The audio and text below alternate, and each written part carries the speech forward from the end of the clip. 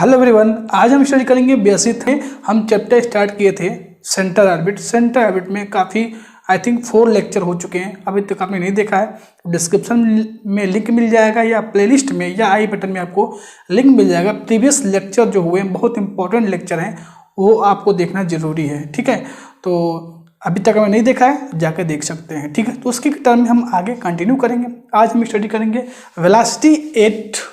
Velocity from infinitely. ठीक है, मान लीजिए कोई भी पार्टिकल है इनफाइनाइट से मतलब रेस्ट में है, इनफाइनाइट से रेस्ट में है, वहां से वो आ रहा है हाँ सेंटर ऑफ फोर्स की तरफ। तो सेंटर ऑर्बिट से वो सेंटर ऑफ फोर्स की तरफ जाएगा तो उसकी वेलोसिटी क्या होगी ये फाइंड करना आप। ठीक है, इससे पहले अभी तक आपने चैनल को सब्सक्राइब नहीं किया है तो सब्सक्राइब करें, वीडियो को लाइक करें, शेयर करें। डिस्क्रिप्शन में आपको एक मोटिवेशन चैनल ASTG का क्रिएट किया गया आप लोगों के लिए, तो जाइए सब्सक्राइब करिए और वीडियो को लाइक करिए। अपनी प्रॉब्लम वहाँ पर मेंशन करिए, आपके लिए वहाँ पर सोल्यूशन प्रोवाइड किया जाएगा। ठीक है, चलिए शुरू करते हैं। मैकेनिक्स में हम सेंटर ऑर्बिट पढ़ रहे हैं और आज का हमारा टॉपिक है वेलोसिटी ऑफ फ्रॉम इनफाइनाइटली। क्या है? A particle falls from rest from infinitely in a straight line. ये हमारा कोई सेंटर ऑर्बिट है। ठीक है, और ये हमारा ये सेंटर ऑफ फोर्स है, फिक्स पॉइंट OX हमारा इनिशियल लाइन है।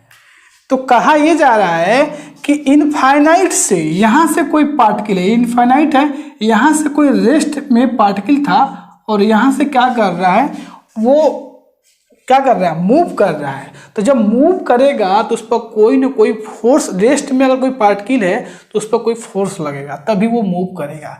तो वो सीधा स्ट्रेट लाइन में मूव करके सेंटर ऑफ फोर्स की तरफ आ रहा है। Straight line under the action of centre attractive acceleration P directed to the centre of force O।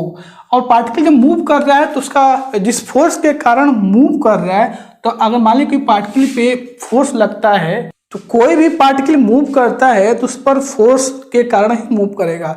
तो फोर्स का मास होगा, एक्सेलरेशन होगा। तो जिस फोर्स के कारण वो मूव करके सेंटर ऑर्बिट पे आ रहा है, उसके बाद उस सेंटर ऑफ फोर्स की तरफ आ रहा है, यानी फिक्स पॉइंट O की तरफ आ रहा है, तो उसका जो एक्सेलरेशन है वो P मान लिया गया है। क्या मान लिया गया? P मान लिया गया है। तो हमें क्या निकालना है, हमें यहाँ मान लीजिए अगर ये पॉइंट क्या है, हमारा A है जिसका कोऑर्डिनेट r, θ है।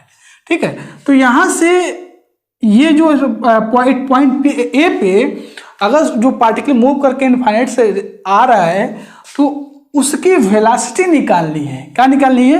वेलोसिटी निकालनी है। और अगर ये आपका एंगल बन जाएगा थीटा, पढ़ते चले आ रहे हैं हम लोग। इसमें जो रेडियस वेक्टर है इसको हम मान लेंगे, क्या मान लेंगे? r। मतलब जो लेंथ होगा यहाँ से यहाँ तक, यानी सेंटर ऑफ फोर्स से जो पार्टिकल यहाँ पर आ रहा है सेंटर ऑर्बिट पे पॉइंट A पे आ रहा है, तो यहाँ से इसका डिस्टेंस जो है A मान लेंगे। तो वही वेलोसिटी आपको क्या करना है, फाइंड करना है। ठीक है, तो एक चीज मैं आपको बता दूं, कोई भी थोड़ा सा एक बेसिक इसमें आप जान लीजिए। कोई भी पार्टिकल स्ट्रेट लाइन में मूव करता है और ये हमारा क्या है, पॉइंट A है। तो इस A का अगर हमें इक्वेशन निकालना है, मान लीजिए मूव कर रहा है तो किसी फोर्स के कारण मूव कर रहा होगा। ठीक है, तो क्या होगा इसका इक्वेशन, इस पॉइंट A का इक्वेशन क्या होगा? तो जो फोर्स पे यहाँ, तो क्या होगा यहाँ से मास इंटू du/dt, और ये इस फोर्स के इक्वल होगा। तो अगर इस पॉइंट A का कोई भी पार्टिकल स्ट्रेट लाइन में मूव कर रहा है तो यहाँ पर उसका इस पॉइंट A का इक्वेशन क्या आएगा, इक्वेशन ऑफ मोशन क्या आएगा? तो यहाँ से क्या होगा, mass into du/dt equal to force, जो फोर्स के कारण ये पार्टिकल मूव कर रहा था। तो ये अब थोड़ा सा बेसिक है, इसमें आपको देखना पड़ेगा। ठीक है, तो चलिए देखते हैं कैसे वेलोसिटी फ्रॉम इनफाइनाइटली कैसे हम फाइंड करेंगे। कोई पार्टिकल इनफाइनाइट से मूव करके रेस्ट पोजिशन में था, फोर्स के किसी फोर्स के कारण, वो सेंटर ऑफ फोर्स के कारण मूव करके क्या आ रहा है, सेंटर ऑर्बिट A पे आ रहा है, यहाँ से वो centre of force fix point O की तरफ जा रहा है। तो उस पार्टिकल की हमें वेलोसिटी फाइंड करनी है। ठीक है, चलिए इसकी हम वेलोसिटी फाइंड करते हैं। तो आइए देखते हैं कैसे हम प्रूव करेंगे। ठीक है, तो देखिए सबसे पहले क्या आपको क्या करना है, let the particle reach at A from infinitely. मान लेते हैं कि यहाँ से कोई पार्टिकल आ रहा है इनफाइनाइट से, जो रेस्ट में था, किसी फोर्स के कारण वो मूव कर रहा है, तो ए पे आ रहा है, जिस मतलब पार्टिकल पॉइंट पे आ रहा है, यहाँ सेंटर ऑर्बिट पे आ रहा है, वो हमारा पॉइंट क्या है, ए है, जिसका कोऑर्डिनेट आर कमा थीटा है। ठीक है, ठीक है। Suppose distance of A is a, और यहाँ से और इस सेंटर ऑफ फोर्स से ए का जो डिस्टेंस है वो हमने स्मॉल ए मान लिया। ठीक है, और जो पार्टिकल की जो वेलोसिटी है, हाँ मान लीजिए कोई पार्टिकल मूव कर रहा है तो उसकी कुछ वेलोसिटी होगी, तो उस पार्टिकल की वेलोसिटी हमने क्या मान लिया, v मान लिया। ठीक है, अब स्ट्रेट लाइन में ये मोशन कर रहा है, अभी भाई आपको मैंने बताया था स्ट्रेट लाइन में मोशन करता है, तो उसका इक्वेशन आप कैसे, पार्टिकल का इक्वेशन आप मोशन कैसे फाइंड करते हैं, करेंगे हम, मैंने आपको अभी बताया था। तो स्ट्रेट लाइन में मोशन कर रहा है यहाँ पर, तो उसका क्या हो जाएगा यहाँ पर इक्वेशन ऑफ मोशन एट ए। अब देखिए उस पार्टिकल का मास, ठीक है, और उसका एक्सेलरेशन, तो एक्सेलरेशन जो होता है कई फॉर्म में उसका फार्मूला होता है। ठीक है, जो एक्सेलरेशन की वैल्यू होती है वो कई फॉर्मेट में होती है, तो एक ये भी होता है एक्सेलरेशन, यानी v इंटू क्या होता है हमारा डिस्टेंस होता है, ds/dt होता है। ठीक है, तो एक डिस्टेंस भी है और इसकी वेलोसिटी भी है यहाँ पर, ठीक है, इस पार्टिकल की, तो यहाँ से क्या हो जाएगा, उसका एक्सेलरेशन हो जाएगा v इंटू dv/dr।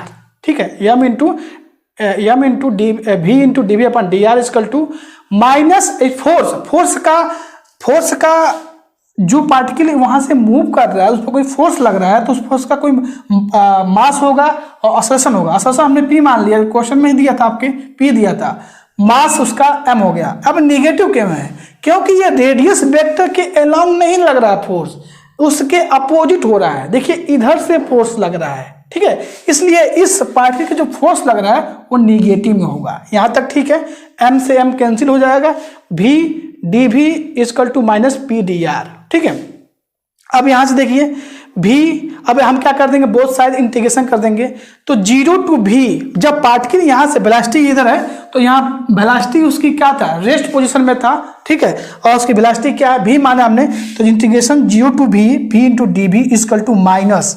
अब देखिए यहाँ पर इंटीग्रेशन जो कैसे आपको लिया गया है, पार्टिकल कहाँ से रेस्ट पोजीशन में था, इनफाइनाइट से आ रहा है, और कहाँ तक जा रहा है, यहाँ पर इसका लेंथ क्या है, इतना दूर, इतना लेंथ क्या है, यहाँ से सेंटर फोर्स से इस सेंटर ऑर्बिट जो पॉइंट है आपका ए है, उसका लेंथ क्या है, ए है। तो इनफाइनाइट से O R equal to radius vector हमारे इसमें क्या है, ए है, तो इनफाइनाइट से ए की तरफ जाएगा, यहाँ तक इंटीग्रेशन लेंगे p इंटू डी आर। ठीक है, अब यहाँ से लिमिट चेंज कर देंगे, तो लिमिट जब चेंज करेंगे तो ये पॉजिटिव हो जाएगा, और इसका इंटीग्रेशन करेंगे तो v square divide by 2 0 to v, और यहाँ से a to infinity p d r. ठीक है, अब यहाँ से क्या करना है, लिमिट रख देंगे आप, तो v स्क्वायर डिवाइड बाई 2 हो जाएगा, a to infinite p d r, और 2 से यहाँ से मल्टीप्लाई कर दीजिए, तो v square equal to 2 integration a to infinity p d r. मतलब कोई भी पार्टिकल इनफाइनाइट से अगर वो मूव कर रहा है और सेंटर ऑर्बिट किसी पॉइंट पे आता है, ए पे आता है, तो उसकी वेलोसिटी क्या होगी, v square equal to 2 integration a to infinite p d r. p हमारा क्या है, उस पार्टिकल का, जब जिस फोर्स के कारण पार्टिकल मूव करेगा उस पार्टिकल का क्या है, वो एक्सेलरेशन है। ठीक है, हमने एक आपको कराया था वेलोसिटी, लीनियर वेलोसिटी आपको फाइंड किया था सेंटर ऑर्बिट से सेंटर ऑफ फोर्स से, तो आपको एक बताया गया था v स्क्वायर कर रूट में रिजल्ट आया था। ठीक है, तो आपने सेंटर ऑफ फोर्स से सेंटर ऑर्बिट पर किसी भी पॉइंट पे उसकी वेलोसिटी क्या होगी बताया जा चुका है। इस वीडियो में आपने ये सीखा कि इनफाइनाइट से कोई पार्टिकल सेंटर ऑर्बिट पे किसी पॉइंट ए पे आता है, उसकी वेलोसिटी कैसे हम फाइंड करेंगे। ठीक है, तो वीडियो स्टॉप करिए, इसको नोट डाउन कर लीजिए। ठीक है, आइए नेक्स्ट टॉपिक देखते हैं, वेलोसिटी इन अ सर्किल। क्या होगा, if v be the velocity of particle in a circle at a distance r equal to a from the centre at right angle to radius r, है ना। बोला गया है कि अगर हमें मान लीजिए सर्किल के अंदर वेलोसिटी निकालना हो, इफ भी द वेलोसिटी ऑफ पार्टिकल, उस पार्टिकल का वेलोसिटी क्या है, भी in a circle at a distance, मतलब आर इक्वल टू क्या है, a, from the centre at right angle to radius vector r, then यहां से क्या हो जाएगा, v square divide by rho equal to F. ठीक है, तो यहां से v square equal to v square divide by a, ये रो हमारा क्या है, रेडियस है, क्या है, रेडियस है, ए है, तो यहां से हो जाएगा एफ आर, आर कहाँ है, at R equal to A, तो V square equal to A into F A हो जाएगा, यही हमारी क्या हो जाएगी, वेलोसिटी इन अ सर्किल हो जाएगी। नेक्स्ट हमारा आ रहा है टाइम इन अ पाथ।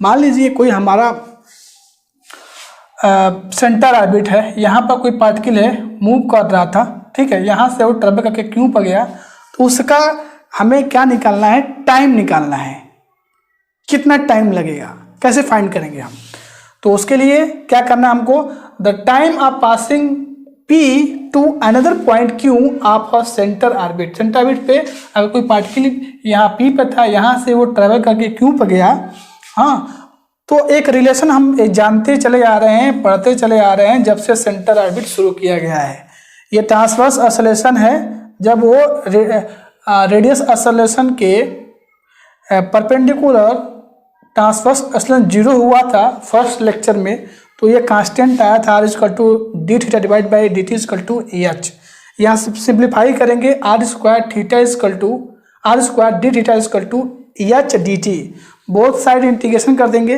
तो integration A to B are square D theta, यहाँ से एच को डिवाइड कर देंगे, तो ये हमारा टाइम इन पाथ, हाँ, एक पॉइंट से दूसरे पॉइंट पर पार्टिकल अगर मूव करेगा तो उसका टाइम कैसे हम फाइंड करेंगे, टी इक्वल टू 1/h, यहाँ से a integration A to B are square D theta, इस पर इसके बेस पे आपसे हो सकता है न्यूमेरिकल क्वेश्चन पूछा जाए। ठीक है, तो वीडियो स्टॉप करिए और नोट डाउन कर लीजिए, नेक्स्ट देखते हैं। आइए हम नेक्स्ट टॉपिक देखते हैं, to find the orbit when the law of centre force is given, मतलब आपको सेंटर ऑफ फोर्स गिवन हो, आपको ऑर्बिट फाइंड करना हो, तो उसके दो केसेस हैं। बेसिकली जो सेंटर ऑफ फोर्स होगा, अगर वो फंक्शन ऑफ आर हो जाए, दूसरा वो फंक्शन ऑफ थीटा हो जाए, दो केस है। ठीक है, तो पहला केस देखिए, when centre of force is a function of R, then pedal equation of path is, pedal form क्या होता है उसी का यूज करके इक्वेशन आया हुआ है, H square divide by P cube into D P upon D T equal to F, यहाँ पे एफ हमारा फंक्शन ऑफ आर है, इसको करेंगे फर्स्ट इक्वेशन। ठीक है, integrating first with respect to R, फिर फर्स्ट इक्वेशन को हम आर के रिस्पेक्ट में इंटीग्रेट करेंगे। ठीक है, तो यहाँ से इंटीग्रेशन करने के बाद कुछ जैसे आपका आएगा एच स्क्वायर इंटीग्रेशन 1/पी q d p equal to F r d r. ठीक है, यहाँ से इंटीग्रेशन करने के बाद आपका आ जाएगा, यहाँ पर आएगा h square divide by p square equal to -2 integration f r, integration यहाँ पर क्या आएगा आपका f r d r plus c, और इक्वेशन नंबर हो जाएगा आपका 2। This is the pedal equation to the path, ये हमारा क्या है, पेडल फॉर्म में इक्वेशन है। ठीक है, पाथ मतलब ऑर्बिट हो गया आपका, हो गया centre orbit. To get constant C we use some unknown relation P and R, अगर आपको कोई कांस्टेंट यहाँ पर सी मिल जाता है तो वो पी और आर में रिलेशन मिल जाएगा। Velocity V at any point and this is perpendicular P to it are known, then by using H equal to V P into we.